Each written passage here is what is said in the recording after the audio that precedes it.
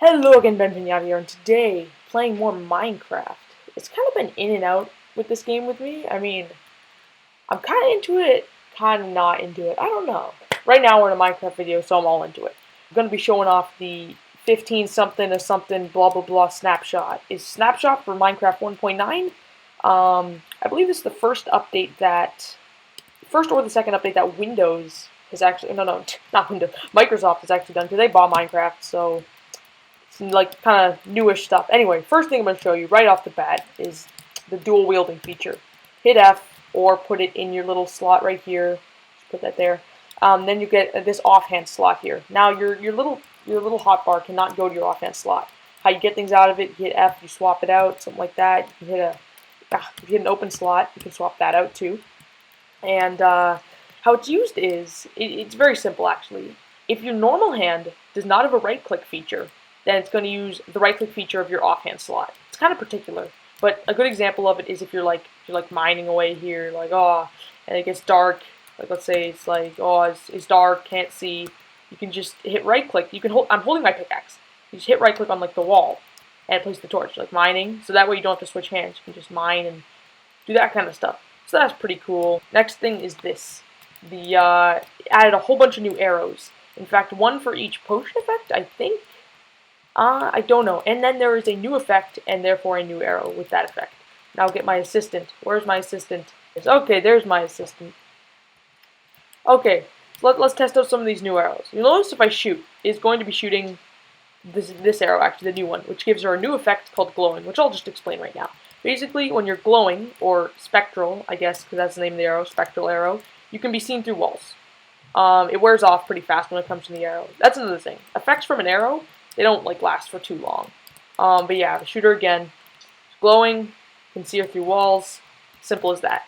Now, you might be wondering, like, what if I have multiple types of arrows in my inventory? The arrow that's closest to the first slot is the one that'll fire. Oh yeah. Also, the arrow that is in your offhand slot, if you put an arrow in your offhand slot, is the one the bow will take over any other arrow. So this is going to do a damaging shot, like that. Or if I were to put the poison arrow in the offhand slot, then she's going to be poisoned when I shoot her. That's another thing. You shoot it, it's going to start, like, it trails the particle effect that it is. It's a trail of, like, healing particles, and then the arrow is already spouting healing particles. Let's get to the next part. Shields. Shields. They finally added shields to Minecraft. There's shields in Minecraft. Shields. Okay. My assistant, please grab the shield and the sword in there. So, shields. If you right-click with them, then it will put up a block, and then you take and you resist some damage. Assistant, please hit me with the sword. Did one heart. Now hit me with the sword. Not right-clicking. Right-clicking, not right-clicking. It reduces damage dramatically. And they obviously put it. Stop it. They obviously put this in here because, I mean, it's a right-click function, and as we said before, dual wielding. If you put it here and you hit right-click, when it doesn't have a right-click function, when it doesn't have a right-click function, it does that. Their right-click is more important than the sword's, because obviously blocking with the sword is never very effective, and also you got a shield, so why would you block with your sword? Okay, begin the duel.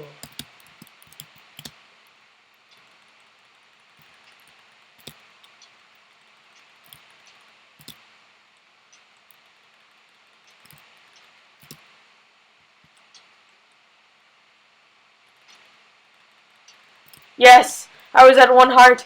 I won the duel. So you see, this makes combat a lot more interesting, and I really like this. In fact, this entire snapshot is just amazing. So the next thing in the snapshot here is these things called beetroots. You just plant beetroot seeds anywhere, and just, yeah, wait for them to grow. Wow, that was pretty fast. I wonder how that happened. So then, how beetroots work. You break them, you get your beetroots. Give me the beetroots. Yeah, you also get beetroot seeds. It's like wheat. It's a lot like wheat. So you can also make beetroot stew. If you have like a ridiculous amount of beetroots, you can take this, and this gives you 4 hunger. In fact, I'll just show you like this. Okay, here. I've graciously made me lose all my hunger with commands. So if I eat this, restores 3 hunger points, which are then instantly lost because I have hunger level 1,000,000. I don't even know. And normal beetroots restore half a hunger point. So, yeah, that's how that works. Okay, so here I have my assistant here, and I will show you now the new type of potion. It's a whole new type. It's not a new potion, it's a new type of potion. You know, we had splash potions, now we have a new thing called lingering potions. Ooh, we also have a thing called a splash potion of water, which I believe puts fires out. Only works with fires in the ground. Here, I'll just quickly show you that. Yeah, so we have the splash potion of water as well. Puts up fires. Yep. Now back to the lingering potions. So lingering potions, they work like splash potions, where as in you throw them, but what they do is they stay around for a while, create a cloud of dust. Here I'm sure my definitely voluntary assistant is now going to demonstrate what happens when you get stuck in a cloud of smoke from these things. So not only does it create a ridiculous amount of particles, it kills you quite fast. Just to put in perspective, if I go into survival, these two things creates a whole field of those. I'm poisoned and I'm constantly taking the damage to effect like that. Now I'll show you how to make them in one moment. You just take normal splash potions and you put a little ingredient in, which is I will show you now in the end. This isn't even like halfway done. There's a whole bunch more stuff in the end. There's been many new additions in the end. So I'm actually going to take a few of these. These are strength potions, and oh gosh, there's slimes. Assistant, through the end portal, quickly. Goodness gracious, looks as if my assistant has died and fell out of the world. Okay, so we're in the end, right? 10 pillars in a circle, with all the crystals, and some of them are covered by these gates things. It is very similar to the Xbox version of Minecraft, actually. Ender Dragon now is a new attack called Endric Acid, I believe. So this is also how you make lingering potions. What you need to do is go to the end, so it's already quite difficult to make these lingering potions. The dragon needs to come down to his perch here. Oh, right here. He did it. So, you see this? This is Ender Acid, basically. You have to right-click it with an empty bottle. And then, once you do that, you'll get these Dragon's Breath potion sort of things. And that is the potion ingredient you need to make lingering potions. Now, I'm going to kill the Ender Dragon just to show the rest of this. It's taking forever. Finally, there we go. So, killed the... Okay, so I killed the Ender Dragon. There we go. Portal's gonna spawn, but also something else. There it is. Shows a purple beacon. This is the structure is called the End Portal Gateway, and the block is called the End Portal. In normal survival, you need to take an Ender Pearl. You can now throw them in creative, by the way. In survival, you have to do this. You just throw it in, and what it actually does is it takes you to the islands surrounding the main island. This is actually...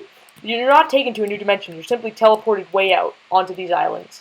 I actually tested it. I went from the island we were just at, and I walked out about 1,000 blocks, or flew out about 1,000 blocks, to this place.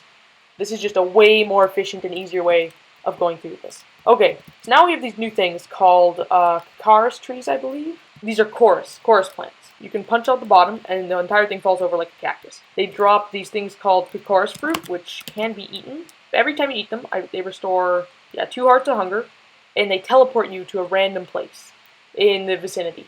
So don't want to lose this, by the way. This is your only way back to the main island, other than traveling out like 1,000 blocks that way. So now if we break these little flower things in survival mode, it'll drop this thing called a chorus flower, which you can plant on endstone, and this will grow up into one of these trees. Okay, so if you use the chorus fruit in the furnace, it'll start cooking. And it makes something called popped chorus, which you can use to make all of the new purple block types. And there's also this thing called endstone bricks, which are made from 4 endstone in a crafting table. I think it's kind of self-explanatory and obvious, so I'm not going to show that. So you can cook these chorus fruits into popped chorus fruits. Okay, so you can use these to make things like the purple bricks, purple stairs. They're made like this. Slab, purple pillar. Is in fact taking the purple slabs and doing that. But just taking 2 slabs and doing that just makes a purple block. So use it in the crafting table. So that's purple stuff. And if you see here, it looks like our flower tree thing is growing. It's kind of odd actually. It starts at the top and then starts growing under. Also, you notice the flower has this like white little weirdness on it. These are fully grown. They've stopped growing, so their color has changed. This block, same thing, just different states. One's fully grown, one isn't. Man, these islands look pretty cool, actually. Okay, here we go. We found it. So this right here is the new spawn structure in this new end area. So in this area, we will encounter the new status effect and the new mob added in this update. Here we see the new structure. It looks actually really neat. It's really big, very vertically built. So the start of it is always guarded by these guys called shulkers, short for shell lurkers, and they fire these things at you, these homing shots. except they use, I believe it was described as taxi cab targeting, but basically they can only move on the axis, as in they can only move like completely vertically, completely horizontally, or completely, you know, I think you know what I mean. Basically, they can't move diagonally in any way. And they give you this effect called levitation when they hit you, which makes you float up and you cannot control this. The idea is they make you take lethal fall damage by making you float up really high. They actually act like blocks a lot. Yes, the glowing stat effect works on all mobs. You can kill them with the sword, not too hard to kill them. And they actually correctly offset you when they move up, because they open their shell to fire at you. They're also more vulnerable when their shell is open. So this is the whole tower that's generated. It's really cool. It's pretty big. And there's so much stuff to describe. I don't know how to describe it. Really cool. Really cool.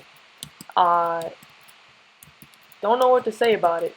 Okay, I finally got to the top. I ended up using creative mode to do it, but got to the top, and here I'm finding all these shulkers. This is another room in the area. There's like a whole bunch of these shulker guys just everywhere in this room, and they keep giving you levitation, so it's pretty easy to get to the top. And then, oh, here we go. Okay, there we go. Here's the loot.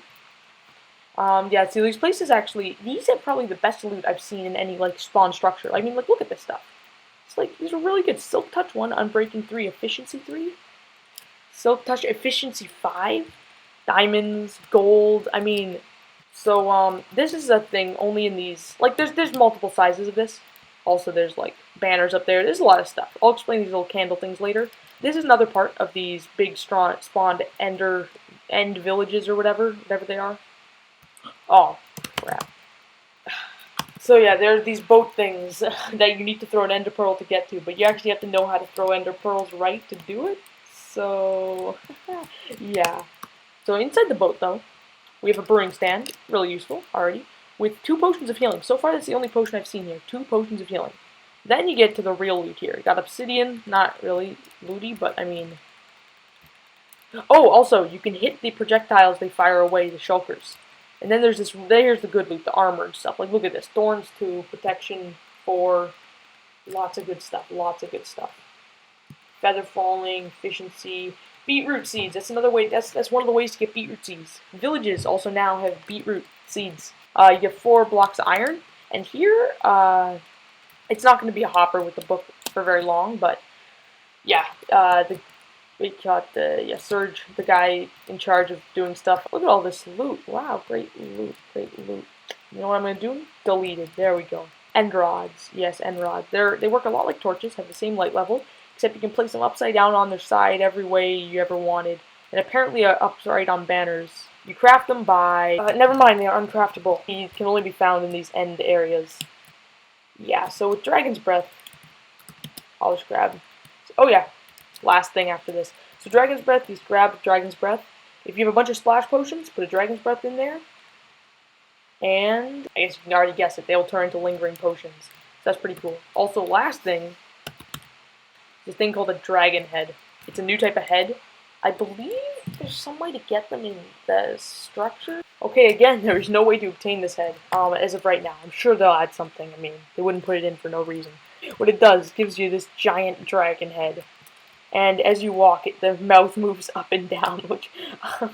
Last thing, if you attach the dragon head to a redstone signal, the mouth moves up and down. If you break it, it stops in whatever position it was. Like if it's open, like that, or if it's closed, like that. So that was the 15W34A, actually, snapshot.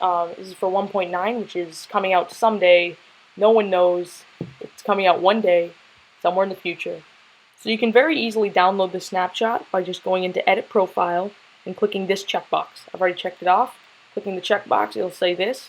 You sure you want to enable development builds? Say yes, and just keep it on Use Latest Version, because then the latest version will be the snapshot, and you'll get everything I talked about in this video. It's awesome. That's it. Hit play. It's done. So, thanks everyone for watching. This has been Ben Pinata, and I will see you next time. Bye.